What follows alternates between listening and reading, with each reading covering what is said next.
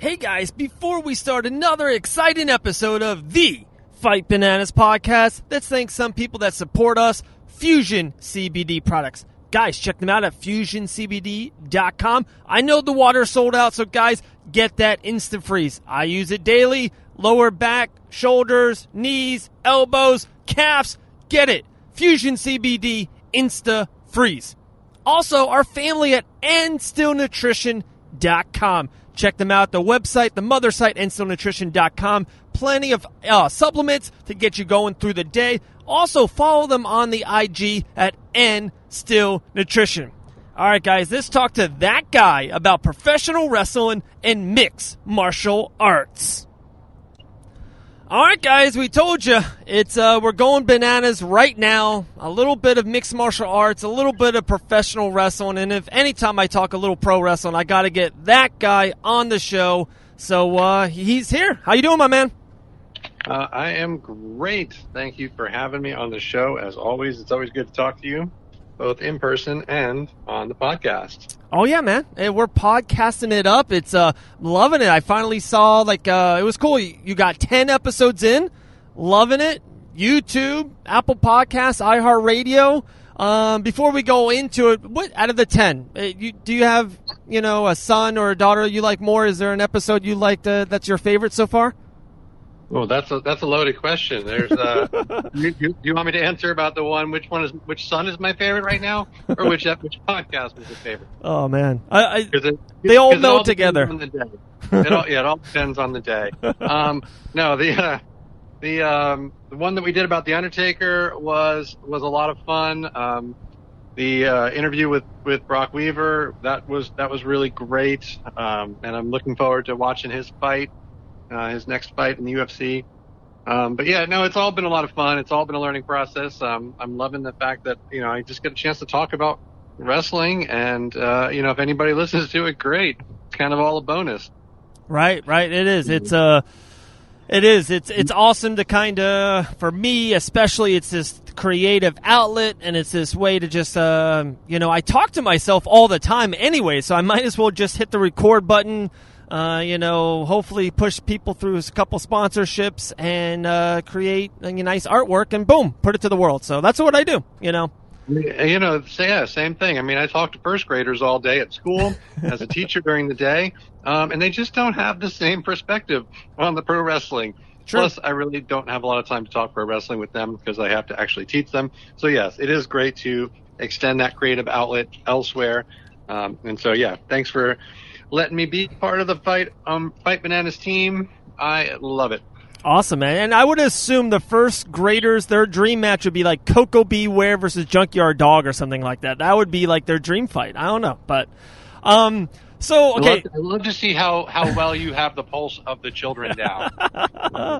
That's me, man. That's me. All right. The main reason why I definitely wanted to get you on this episode from this past week, for one, it's kind of, interesting that AEW, I know you talked about them they're different from NXT and WWE. They're kind of WCW-ish, but I'm really into AEW. We'll kind of go into that in a second.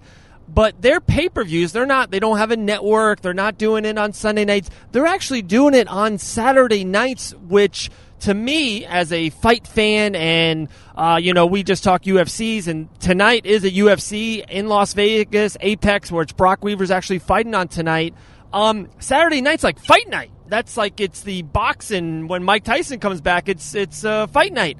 AEW's pay-per-views have been on Saturday night. Has that caught your eye at all, or is that like, have you noticed that?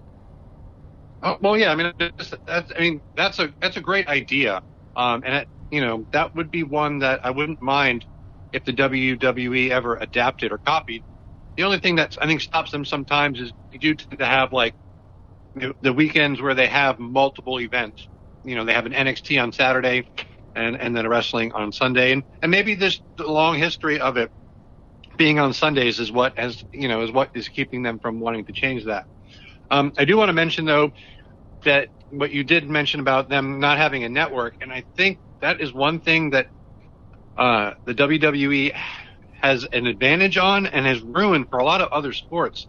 Like, I have not ordered the pay-per-views because I have a hard time Right. $50 for one event when I now have the ability to watch them for $9.99 and get everything else included. I think that is the future. I think that is something that company should look into somehow. I know they don't have a vast library of stuff, but I think they both should learn from each other and pull the best of best of both worlds kind of thing. Right. Oh, no, it's an unbelievable point. I'm kind of with you. This past one, I did it. It hurt. It was $59.95, and I bit the bullet. For one, a little bit. Maybe it is a little bit because of the pandemic, and we're kind of hopefully on the outside of it now. But still, there's still no basketball on and no baseball and sports. And I literally watched golf for 3 hours for the first time in 8 years. And so I'm watching anything and everything I can. So it was not even that to kind of get into it, and we will because of Mike Tyson. That's the main reason why we're going to hit on this. The whole show was incredible. God, it was awesome. I'm always going to be a WWE guy. I got the network the very first day, and I will probably give it $9.99 until they change it, until they cancel it, until they sell it to Fox, until I die, somewhere in between. I don't know. I'm a Hulk Hogan, John Cena, WWE guy. But the event, Double or Nothing, it was the best night of wrestling I saw all year. And that's including WrestleManias, Royal Rumbles, Awesome Night on Raw, NXT shows, whatever it was. I don't know if you saw it or just saw highlights or anywhere in between. It was for 3 hours and 24 minutes. It was perfect. It was awesome. Yeah, I mean, I saw highlights, and that's the other thing. It makes it even harder to spend $60 when, as stuff is happening, I'm getting tweets, I'm getting Facebook notifications, I'm getting all kinds of stuff showing me videos and clips of the stuff that's happening. So it's harder to fork out $60, and like you said, it seemed like a great show. I read about it, I discussed it, I talked to people about it, and all the highlights I've seen. Yeah, it did seem like an excellent show. And so, yeah, it was, and I think, like you said, the pandemic probably had a lot to do with your viewing of it, because I also sat down and watched 3 hours of golf the other day for the first time in my life. So yeah, there is that. Yeah. And, another great point. Hey, that's a whole nother podcast for another show, social media, over, about professional wrestling or mixed martial arts, UFC especially. So, hey, that's another point. But, okay, let's kind of get to the nicks and crannies, I think. Yeah, the nicks and crannies. There you go. Mike Tyson, Iron Mike Tyson, once the baddest man on the planet, has professional wrestling ties. Back in the day, Stone Cold Steve Austin, WrestleMania 14. Punched Chris Jericho. He said it a couple times. January 6, 2010. Kind of funny. So he was on the Double or Nothing show. Nothing major. Kind of Cody Rhodes won the match. He won the brand new TNT championship. Kind of held the title. Cool. That was it. And for a little bit, I thought maybe that was it. They kind of wanted just Mike's face. He took pictures before. He showed the title, the first TNT title he was held. It's good pictures for their brand. It's a good beginning. That's what WWE and WrestleMania did. They just got Muhammad Ali and people to be there. It's just good for the brand. So absolutely. Then he goes, hey, Mike's going to be back on Wednesday. Wednesday nights, their show on TNT called Dynamite. He's going to be there live. Okay, cool. By the way, in Jacksonville, Florida, the hub of sports entertainment in the world, or even UFC. It's just so funny. Florida's taken over. But so he's on the it's the best and worst state in the world. It is. In the country, I mean. It's the best and worst. I don't know how it manages to achieve that. But yes, Florida is by far the best and worst of America. Oh my gosh. That's another podcast as well. So we got 2 more in the bank. We'll talk soon. So on Wednesday, Jericho, Inner Circle, they're out there. They're doing their thing. They're having a pep rally. And of course, Mike Tyson was advertised the whole night. It's 5 minutes before the show's going to go off, so you know what's going to happen. Boom, Mike Tyson's music hits, and he comes out. But it's not just Mike Tyson. And I kind of want to throw that out there. I don't know how much you know of the people that were around him and how just like, wow, it was to me, who's just such a diehard MMA fan. Probably the biggest name is Henry Cejudo. He's the shorter guy back there behind Tyson for almost most of it. He's literally he's argued in the top 5, top 10 of all time. He kind of just retired, but you know how that is in combat sports. He'll be back, but he just kind of vacant his championship. So he's a still very topical, top-end UFC fighter. Like, you know, very, in basketball terms, he's Kawhi Leonard. It's a really, really high, you know, fighter. 2 other guys was with him. Sugar Rashad Evans, who's I think he's actually going into the Hall of Fame this year. If not this year, it was last year. Yeah, Hall of Famer, defeated Chuck Liddell, defeated Forrest Griffin to win the light heavyweight championship. So, bona fide, all-time great Hall of Famer. And then the last one is Vitor Belfort, who's a little bit more old school, kind of fought a lot in Japan and Pride, fought in UFC as well. He's kind of been fighting since he's 18, just been around the block. He's, again, another Hall of Fame type of fighter, middleweight, light heavyweight, all that. So it was just like, wow, like that, what's the scene in Anchorman? Like that escalated very quickly. As a combat sports fan, and we're doing the podcast, and Mike Tyson's on, I'm like, okay, we might talk about this. And then to see Cejudo, Belfort, and Evans, I was like, oh, okay, I'm calling him right now. Let's get him on. So that's where I'm at. What did you think about it? What did you think about the scene, the segment, the MMA crossover, combat sports crossover to professional wrestling? Oh, I mean, I love it. I understand completely, and it's funny because the professional wrestling companies have gotten both applauded and made fun of for these crossovers, and I understand.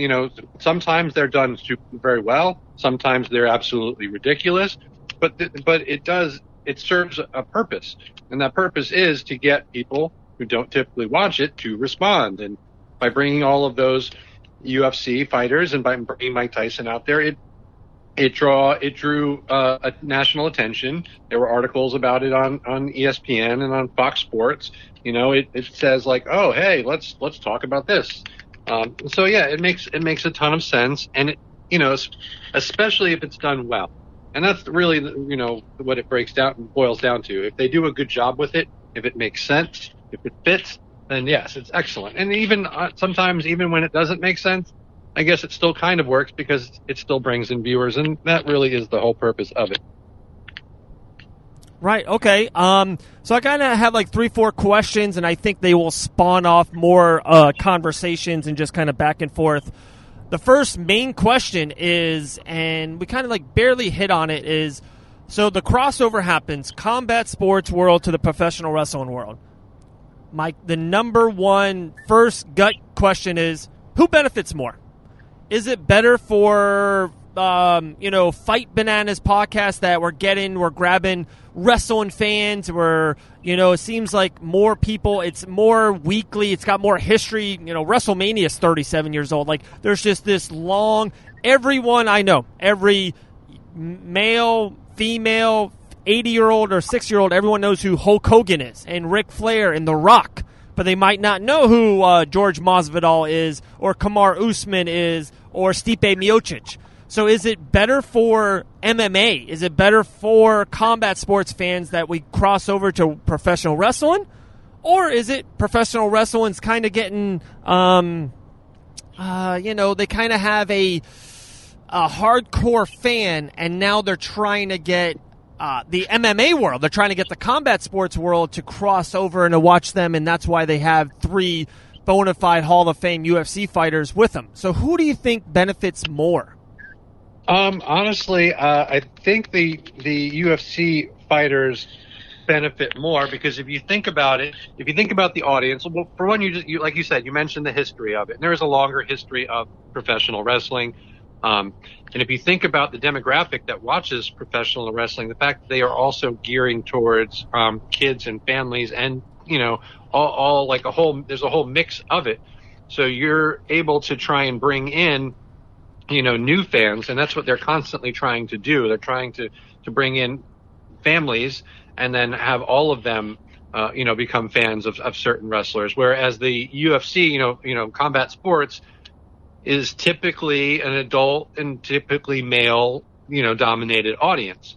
So you eventually have to plant seeds and bring in new fans. And in order to do that, if you hit them while they're young, if you get Mike Tyson, if you're watching, wrestling and you see Mike Tyson or you see some of these fighters, maybe it will, as you get older, attract you to want to see where they came from.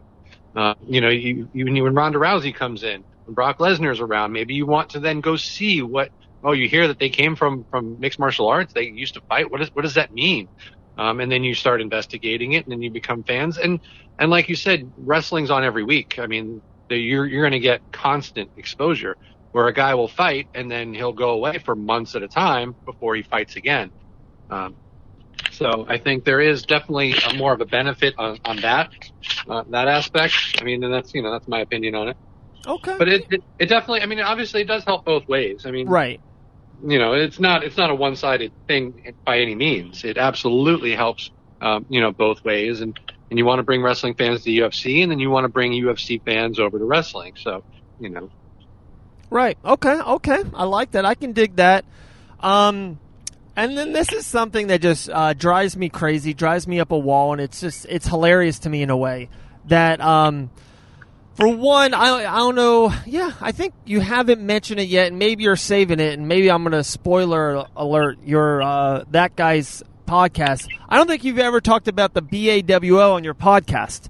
And for those who knows us and loves us and cares about us, they know what it is. And if not, hey, maybe you'll see a video on YouTube sooner or later one day. But my point is, I think you and I can walk to your door right now and we can have a boneyard match. And, it's not going to look as good as AJ Styles and The Undertaker, the two greatest maybe of all time. But I think we can do a damn good job. Like, we can throw legitimate fake punches. And you're a school teacher. I talk for a living. Like, we're not, we played sports, but I don't think we're, MMA bound. I don't think we're, physically in the best shape of our whole entire life, but I think you and I can throw it down into a match. To watch the UFC guys, Belfort, Evans, even Mike Tyson, who's been throwing punches literally his whole life, when they kind of get in these scrums, it's most of the time it's so bad. And that's why, like, when some of those guys are decent at, it's like, wow. I remember the Green Arrow, whoever that guy was pretty decent at SummerSlam 5 years ago. And I was like, dude, that was awesome. Stephen Amell, yeah, yes. He was great. And that was, if we got into a discussion of, I don't know if you're going to plan on branching off into some of the ones that were good. And actually, I had planned on having a podcast about that on some of the best and worst. Yeah, he was very good. I mean, he trained, his body was in great shape, and he trained to do stunts and action and fighting, and it was able to carry over. But yeah, you are right. There are times when it just does not work at all as far as them getting physically involved. I don't know why that is. They literally fight for a living. Like I said, I talk, you teach. And it's like, hey, what do you do there, Henry? I was actually a Olympic gold medalist wrestler. He won a medal. And, okay, what do you do now? I literally fight for a living. I'm going to retire at 32 as one of the greatest of all time. Okay, so you throw punches and wrestle. You're the one of the greatest at it. Gold medal. But professional wrestling, he was awful. I just don't get it. Am I like, I don't understand. Well, I think people just for some reason they don't appreciate how gifted and talented these professional wrestlers are and how hard that it actually is. We all watch movies and television shows and we see fighting and stunts and whatever else. And there's a reason why that during those movies, they take Chris Evans out and they put his stunt guy in, and they take Tom Cruise out and they put his stunt guy in, because it is so hard to adapt to the fighting. And then not only that, they don't do it one take live and then call it. They do it again and again and again from multiple angles, and then they edit and they cut. Like, so for professional wrestlers to they train their whole life to be able to throw punches and do moves and do it on the fly sometimes, realistically, and in front of, live thousands and thousands of people. And so it's a skill that, really, really is challenging. And it's amazing. They don't get the credit for it because, professional wrestling just isn't looked upon in that way for some reason. And I don't understand why it is. Yeah, it's just baffling to me.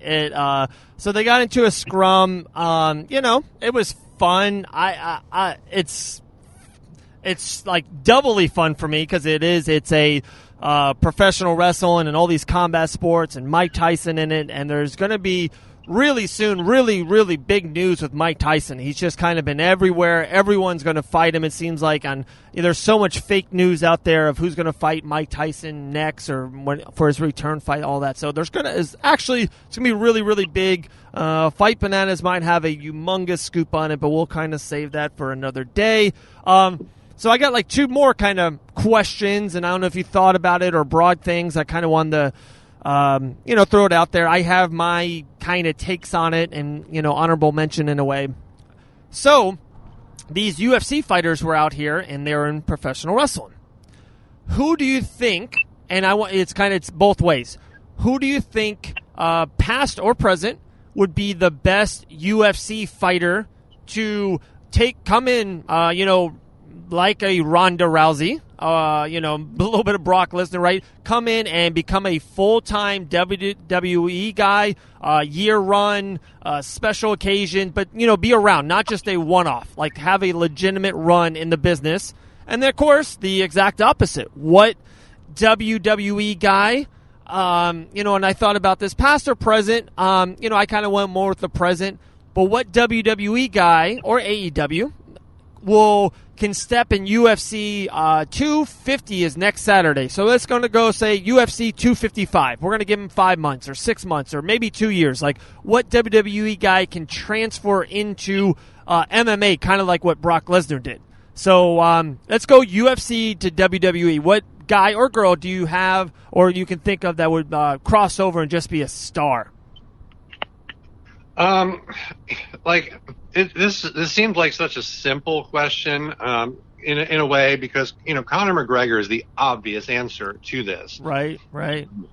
But as much as he would be an amazing fit, I, as a wrestling fan, almost wouldn't want to see it, and only because he is so big that he would come in and it would be a year of him just automatic. Like, I know he would not lose for that year. And, and it would be his speeches, his promos would be great. He would be super entertaining. He would probably be pretty decent at it if he could train and jump in the way that Ronda Rousey did. And after a while, like, it would be great at first. I do think it would potentially, get a little old after that. And so it's funny because, when we spoke with Brock Weaver and he mentioned the idea of crossing over, and I thought to myself, like, that is a perfect fit. Someone who, isn't quite the biggest star of a company yet. Someone who's got some personality, because that's what you need. You need the personality, but also, has a little bit more of, there's a believability factor and a vulnerability, in a way. Matt Riddle and Shayna Baszler are both currently professional, in WWE, and they both have mixed martial arts backgrounds. And so when you watch them wrestle, you see the background, you see the fighting, but they have the personality to go with it. But you don't feel like they're so big to where they had to, like, come in and they can't lose anymore. And that's what happened to Brock Lesnar when he left. Like, he started in the WWE and then he went to UFC and became a bigger star. And then he came back, and it's almost like he's too big. And there's some interest, but it eventually loses its luster. And we saw that at the end of Ronda Rousey. It's a reason why she started getting booed. People were just tired of her being too invincible. And so that would be my one issue with Conor McGregor. That's so Even funny. though, like I said, he just seems like the obvious choice. Like he has that. Yeah, no, you're 100% right. It's so obvious. I picked the same thing. I'm looking at a sheet of paper right now. I have 3 names on it. And I'll kind of tell what Conor McGregor, Brock Weaver, and then Chael Sonnen. He was like my honorable mention. So both what you just said. The obvious choice, and sometimes obvious, Drew McIntyre winning the title at Mania against Brock. Sometimes obvious is awesome, perfect. Sometimes in any movie you want, sometimes the obvious. I wanted this, Endgame. I wanted them to beat Thanos. They did. Okay, good. So yeah, I think Conor would just be amazing on the mic. Huge moment. You can put him against whoever top star you have, and it would just be an iconic WrestleMania probably of a moment. Maybe even him and Becky when Becky returns. It's got to be Conor. Of course, our guy Brock, who's fighting tonight. He definitely he has grown up a wrestling fan. He was so great on your show. He had the ending of that show I put out so many times. It was hilarious. He knows the lines. He knows how to communicate. He knows timing. I think it would be awesome. And like I said, my honorable mention is Chael Sonnen, who is a little bit older, a little bit in the tooth, but he's so great on the mic. That's a good one. That's a good one. I didn't even think of him, but yeah, that's a great choice. Yeah, like he can be the general manager of NXT and kind of bring NXT, which has a lot of, with the Riddle and Baszler thing, have like a little bit of that MMA feel, but just it's a entertainment show, and he would be so damn entertaining. It would just be awesome. So those are my 3. So that's kind of funny. Okay, so let's reverse it. What WWE superstar would you love to see in a UFC Octagon? This is almost even this is a harder question, and it's funny because we mentioned how hard it is for even UFC fighters to transition to professional wrestling.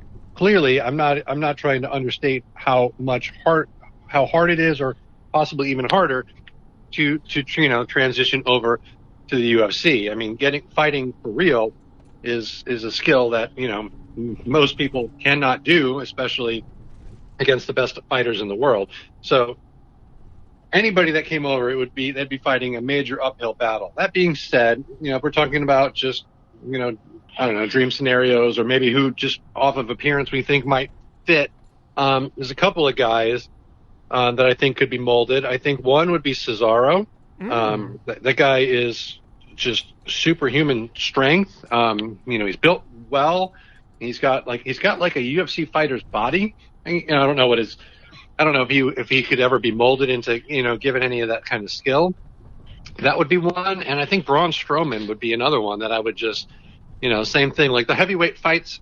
Obviously you got to have punching power, but just the overall size and strength of some of those guys. If he was given, I don't know if he was ever given enough training. He's done strongman competitions. He's a massively huge, strong, athletic man for his size. I think both of those would be pretty fun.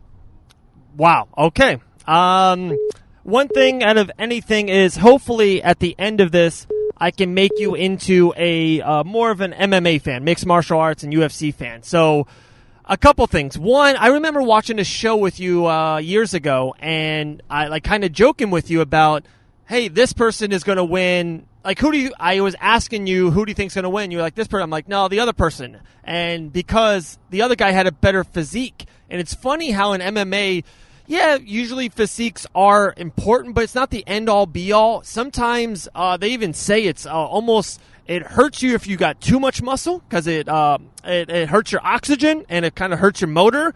If you look down, a lot of GOAT talk have been lately in UFC, and, 50 or 75% of the GOAT talk are guys that look like you and I a little bit, or a little bit leaner, a little bit, you know what I mean, but just normal-looking dudes. That's just, they say it's the best body for MMA. It's the best body to have a really good motor. Like Lance Armstrong, literally can drive his bike forever. He wasn't chiseled, So with that... he was juicing, so that also helped. That damn orange juice. One guy on my list was Braun Strowman. He was actually my honorable mention. I have a surprise for you, and my honorable mention was Strowman. The heavyweights are just better for business. To me, it's easier to transition. The Brock Lesnar did it. I think Strowman can do it. It's, not trying to not trying to take anything away from the heavyweights. It's definitely the least amount of talent in a way you can do. John Stockton and smaller players, and you have to be so much more talent than just LeBron James. These guys are just freaks. They just use their athletic ability. And there's one heavyweight right now, look him up after this. His name is Francis Ngannou. He's won 8 out of his last 10. They call him the Predator, and because he looks like it. He's just humongous. And people kind of make fun of him on how he throws punches. But literally, he's won 3 fights in a row, all less than a minute against all Hall of Famers. He is going to fight for the title next. He's just so damn big and talented and strong.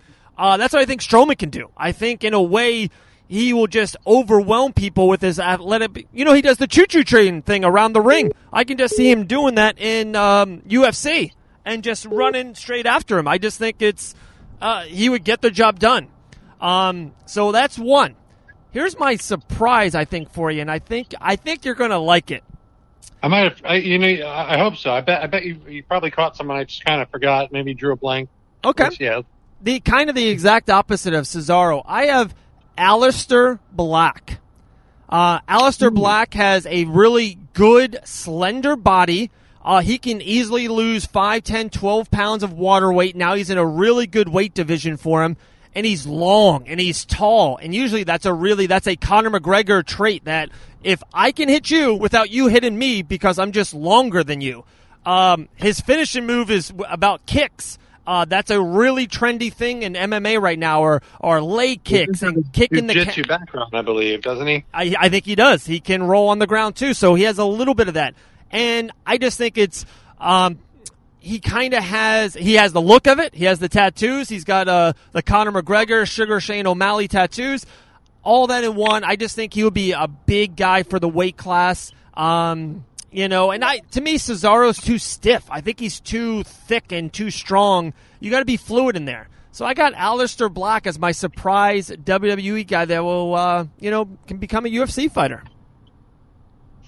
All right. Yeah, no, that's a good pick. That is definitely a good pick. I see it. I absolutely think it would be interesting. We did learn from the whole CM Punk experiment that it is so hard to transition, and these sports are so related, and they do make for great crossover appeal. But it really it's such a challenge to jump from one to the other. And so I know a lot of UFC. I feel like a lot of UFC guys want to make that jump over. I think they would like the idea of getting that payday, and then working less and putting less wear and tear on their bodies. But yeah, it definitely is a challenge to get to master either or both of those. Oh, absolutely. And that's why I always joke on it on this show. I really don't think Brock Lesnar gets the credentials and gets the respect that he deserves. It didn't end well with him, but to really transition into some of the biggest fights in the heavyweight division right away, I thought was just pretty remarkable. But, we'll kind of close down the show. It was really cool moment for both professional wrestling and the combat sports world. Mike Tyson involved. Definitely wanted to talk to you about it. We'll kind of wrap it up with this. Where do you see this going? Do you want to see more of it? What's your bow on, Mike Tyson being here, kind of being involved with professional wrestling? Obviously the, AEW is using him for his publicity, and I think he's been using his publicity to get himself another fight, get himself a giant payday. And I think he's, like you said, he's mulling through the opportunities, and you guys might have a little bit of a spoiler. You might have some more news that maybe most of us, where that opportunity is going to come. And if done right, he definitely is going to set himself up for some, at least one big payday, and depending on what he does and how it goes, maybe more. Plus, I think he's just having fun. He does seem like a pretty cool guy, like an interesting guy. He seems like a real, just an interesting person. And Right. so, yeah, he's picking up a few bucks. He's getting on TV. He's having a good time. He's getting out there and having fun in a wrestling ring again. He needs to remember, though, that when he did the whole DX thing, he cut the top of the shirt to make it rip easier. So he could take that, that shirt off and get the Stone Cold one underneath. But no, yeah, it's all.